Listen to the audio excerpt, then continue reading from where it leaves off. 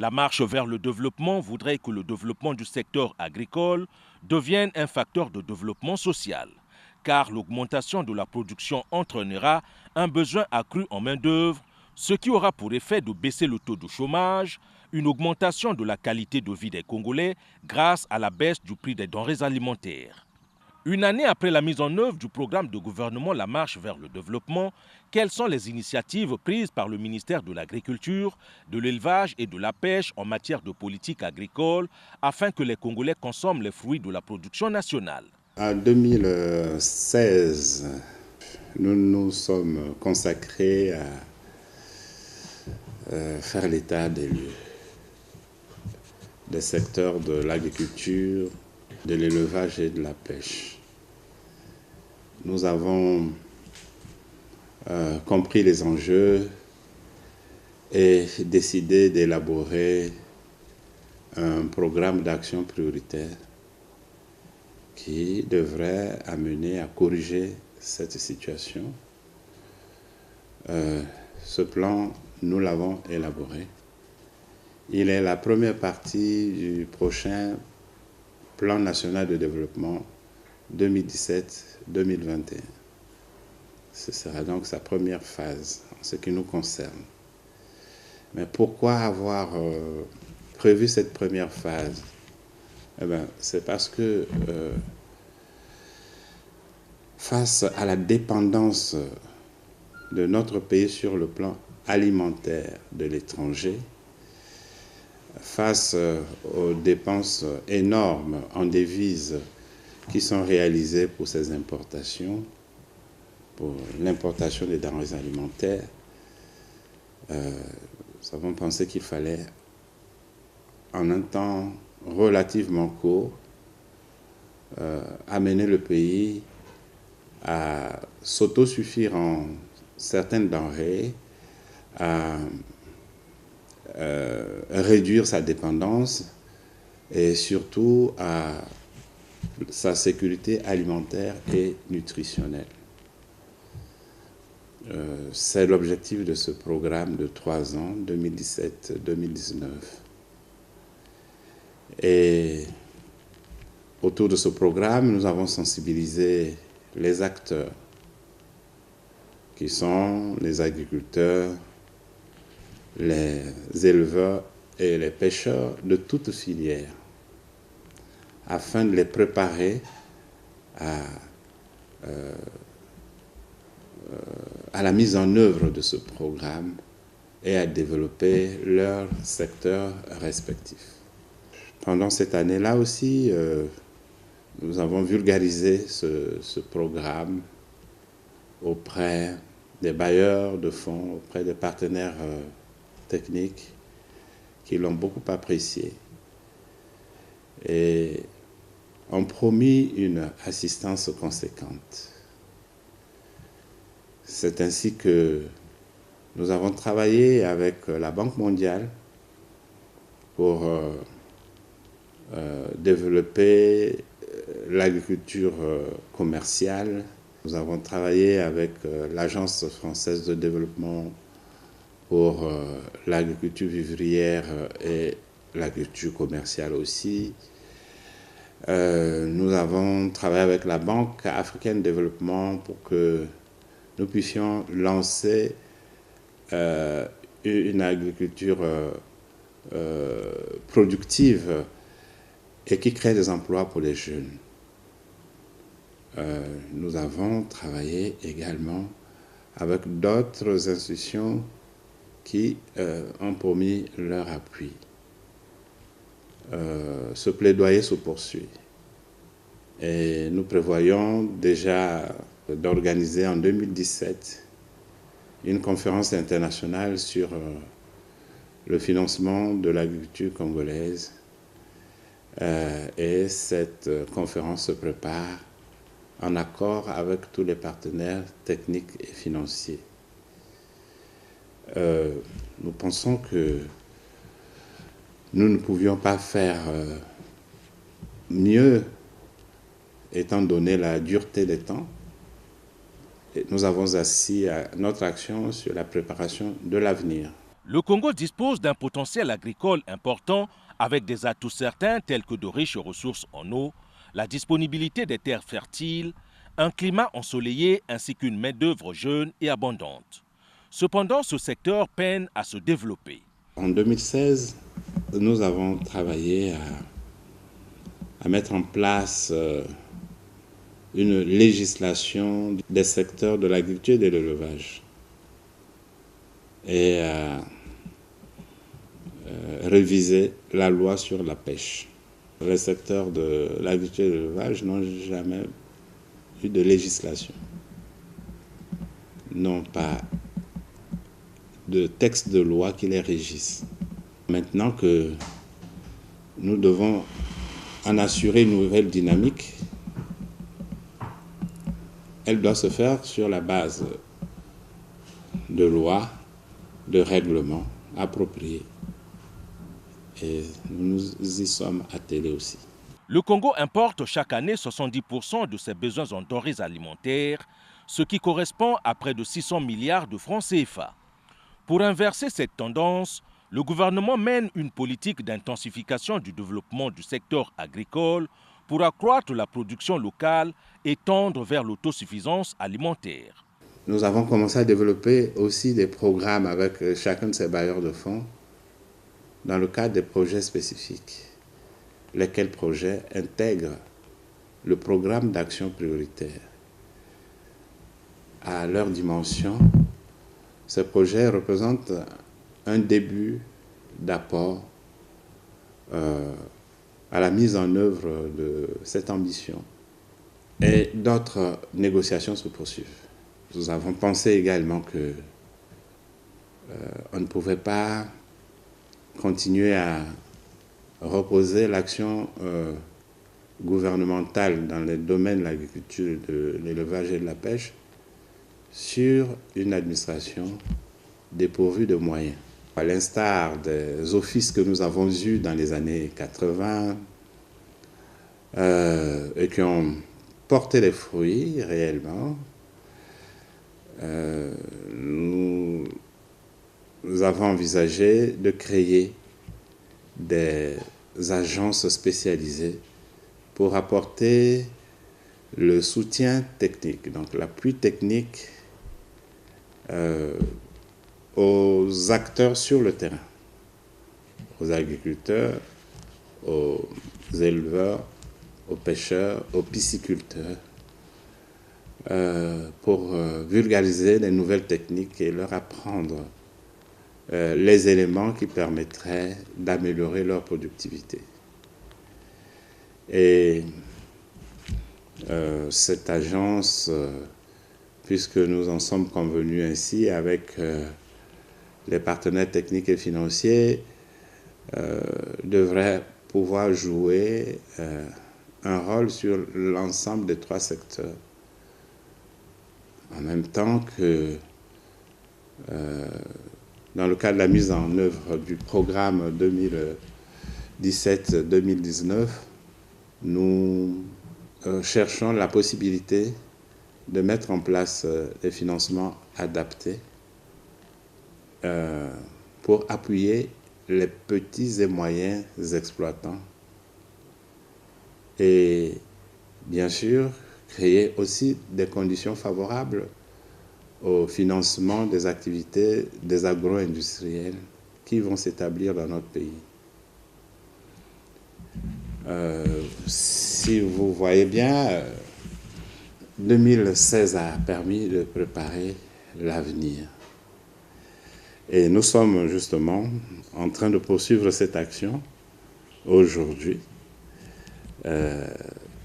auprès de toutes les parties prenantes.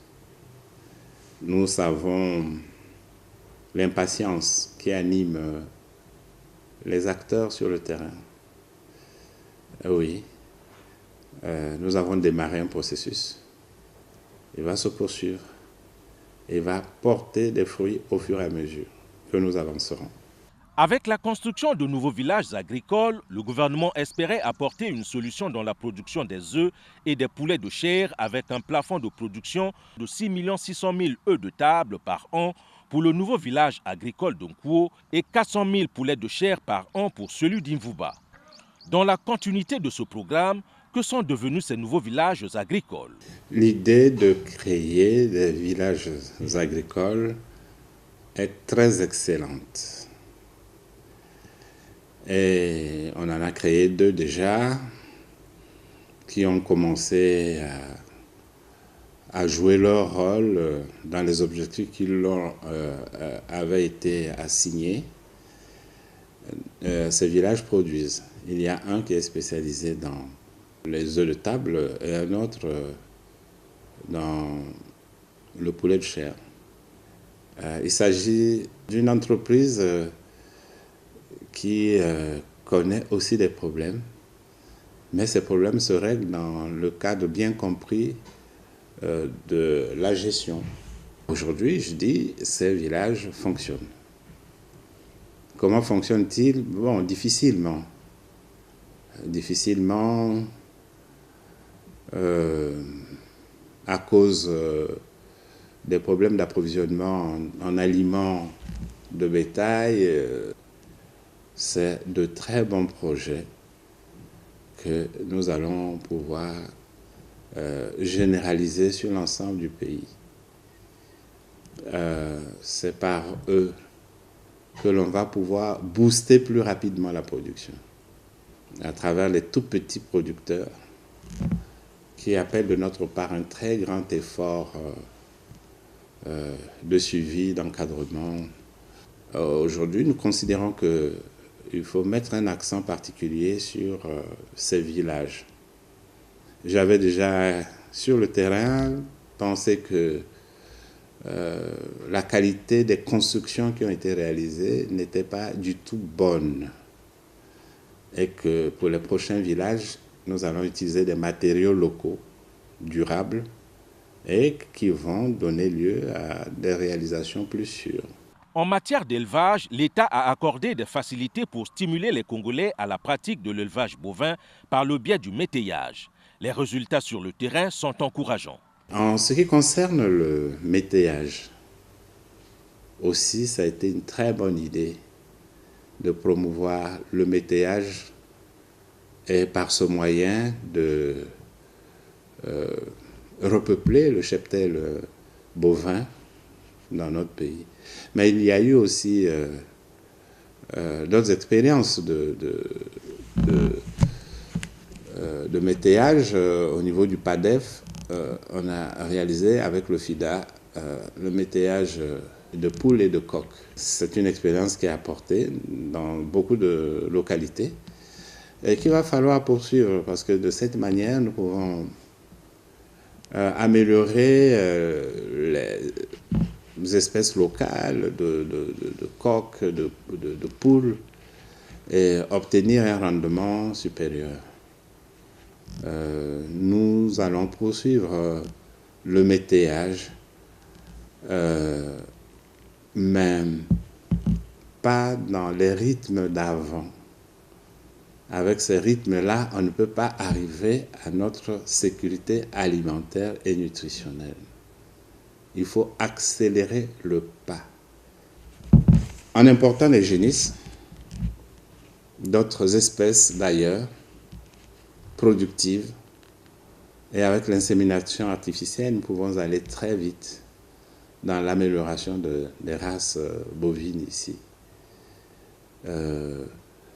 D'autres filières comme le porc, qui sont à cycle court, peuvent nous permettre en une année, si nous apportons les appuis nécessaires, comme en aviculture, d'atteindre notre autonomie en ces denrées pour qu'on n'importe plus. Et effectivement, nous importons énormément de poulets et d'œufs de table. Énormément. Nous importons aussi beaucoup de viande de porc. Pourtant, c'est une production très rapide. Et on ne va pas se croiser les bras. C'est pourquoi nous sommes en train de travailler à ce que l'on puisse promouvoir la production. Nous avons intérêt à la promouvoir parce que la conjoncture économique mondiale ne nous rassure pas sur les perspectives du commerce international. Je voudrais vous rappeler que en l'an 2050, la population de la Terre atteindra 9 milliards d'âmes qu'il faudra nourrir.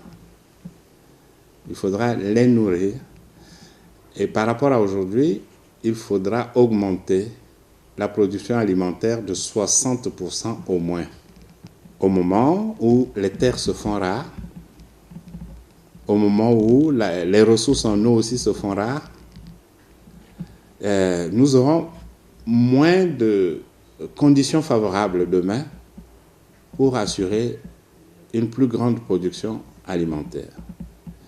Des pays comme les nôtres, qui disposent de terres fertiles en quantité, qui jouissent des faveurs du soleil, qui sont arrosés, doivent dès à présent prendre leurs responsabilités pour être des acteurs majeurs de demain sur le commerce international, mais aussi dans la satisfaction des besoins alimentaires de leurs citoyens. Donc c'est aujourd'hui qui prépare demain. C'est pourquoi nous avons passé la plus grande partie de notre temps à préparer demain. La politique du gouvernement en matière de pêche vise à accroître les revenus des petits pêcheurs tout en favorisant une gestion durable des pêcheries pour assurer une pêche plus productive. Le gouvernement vise également à moderniser la transformation et la commercialisation des produits halieutiques. C'est une réorganisation totale du dispositif. Même pour le poisson venant de nos rivières et de nos fleuves, le poisson de mer, nous avons besoin d'une chaîne de froid efficace et d'acteurs organisés, bien organisés, pour assurer une bonne vente des produits. Nous avons besoin pour cela de faciliter au niveau de l'approvisionnement en aliments de poissons. C'est comme pour l'aviculture, c'est l'élément essentiel. C'est lui qui pèse sur le prix final. Et c'est pourquoi les produits importés qui coûtent moins cher attirent les clients au détriment du produit local.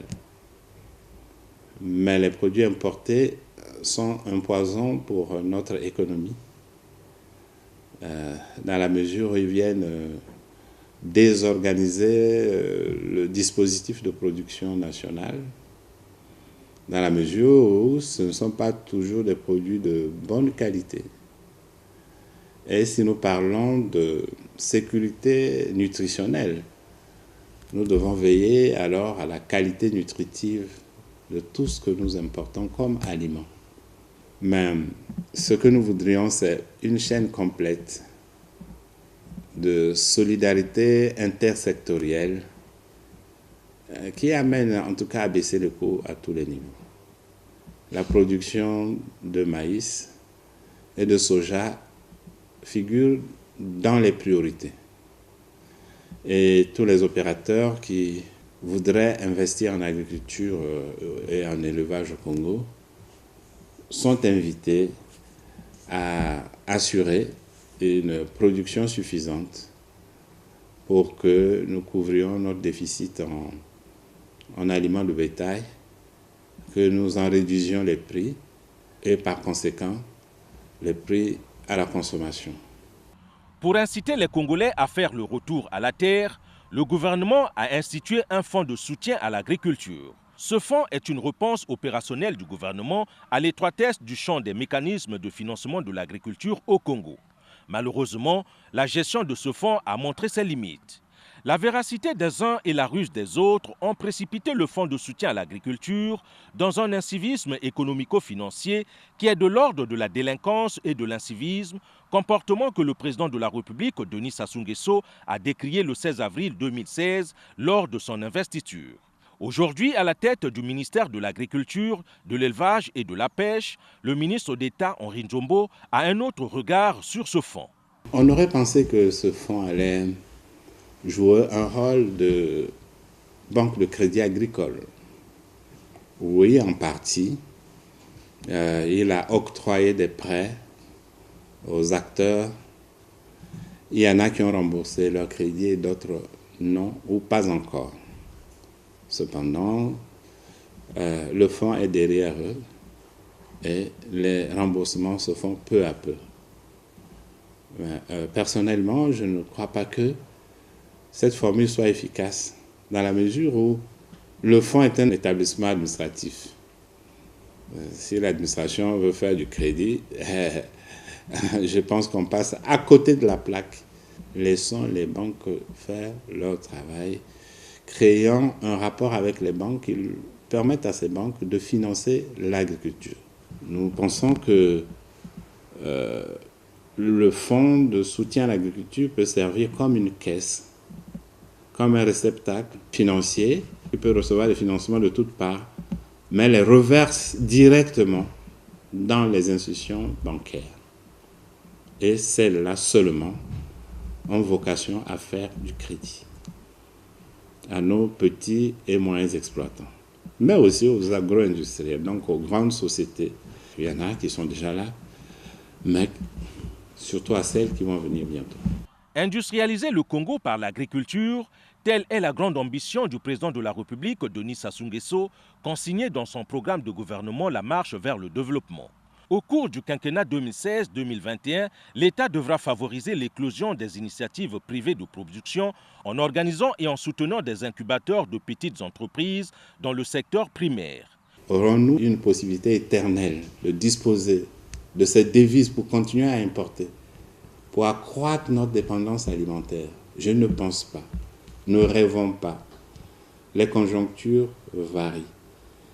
Et si demain, nous ne devrions pas avoir les possibilités d'importer autant que nous l'avons fait, il y aura une réduction de l'offre alimentaire sur le marché, une réduction drastique et rapide de cette offre va entraîner une hausse effrénée des prix des denrées à la consommation. La meilleure stratégie consiste à investir chez soi. C'est pourquoi récemment, j'ai demandé aux importateurs de denrées alimentaires d'examiner la possibilité d'investir en agriculture, en élevage et en pêche et pisciculture dans notre pays. Ils resteront toujours des vendeurs ou des distributeurs de ces produits sur le même marché, sauf que ça va être leur produit, le fruit de leur travail, alors qu'avant c'était le fruit des autres qui venaient ici détruire notre dispositif de production. Pour éliminer les goulets d'étranglement de la croissance, il convient entre autres d'approfondir la diversification de l'économie nationale en réussissant la transition de l'économie de la rente pétrolière à l'économie qui repose sur la production agricole. C'est ainsi qu'en matière d'agriculture, l'État encourage l'agriculture paysanne modernisée, l'agro-industrie introvertie par la sécurité alimentaire nationale et l'agro-business extraverti ou la grande agriculture d'exportation de façon à intégrer avec efficience l'activité agricole dans les chaînes de valeur nationales et internationales.